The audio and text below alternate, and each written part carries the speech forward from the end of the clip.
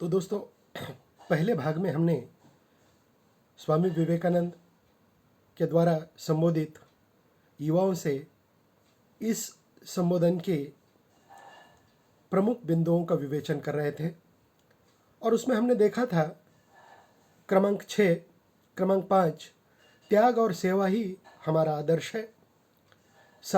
छठा बिंदु है निस्वार्थ रूप से समाज की और राष्ट्र की सेवा।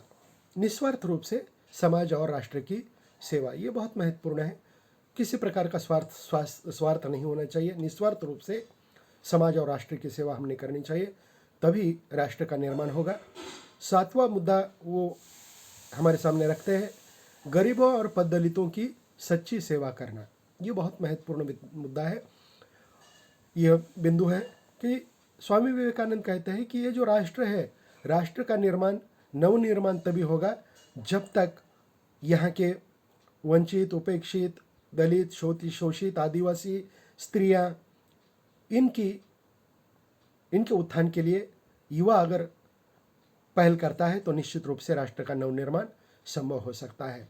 8वां यहाँ का मुद्दा है, स्वयं के भविष्य के निर्माता स्वयं बनो, आत्मदीप भव। भगवान बुद्ध ने कहा था कि अपना दीपक स्वयं बनो, परावलंबी मत बनो। और इसीलिए यही विचार विवेकानंद कहते हैं कि स्वयं के भविष्य के निर्माता स्वयं बनो।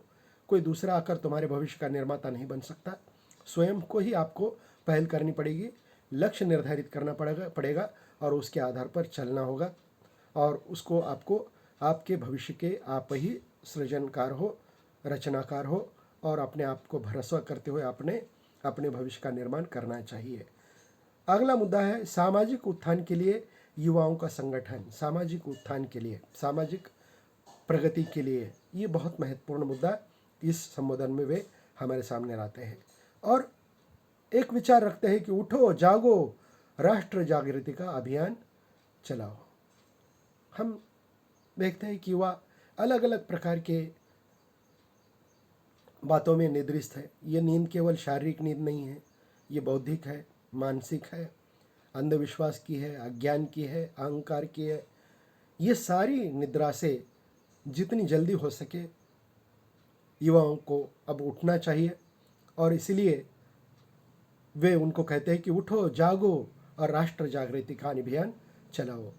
अगला बिंदु इस संबोधन का है कि अच्छा मनुष्य बनने की प्रेरणा। कि अच्छा मनुष्य बनो।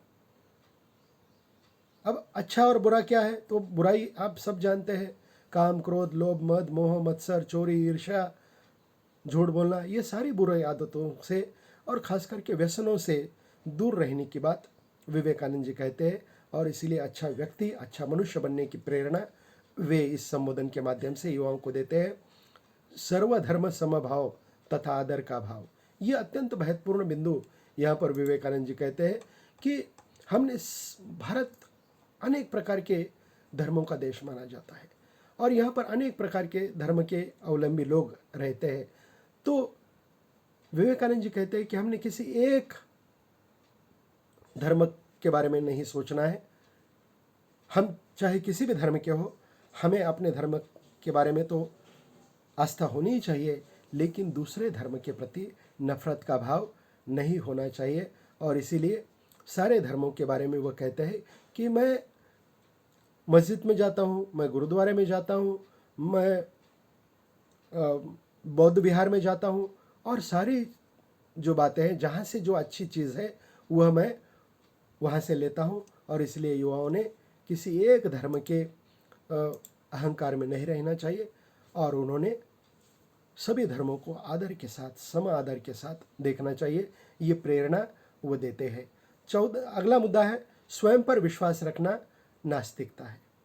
स्वयं पर विश्वास न रखना, स्वयं पर विश्वास न रखना नास्तिकता है। यहाँ पर वे ऐसा नहीं कहते कि ईश्वर पर विश्वास न रखना नास्तिकता है, बल्कि अपने आप पर विश्वास न रखना ये सबसे बड़ी नास्तिकता है। ये नास्तिकता की अलग प्रकार की परिभाषा वे हमारे सामने रखते हैं और स्वयं पर भरोसा करने के लिए वो प्रेरित करते हैं।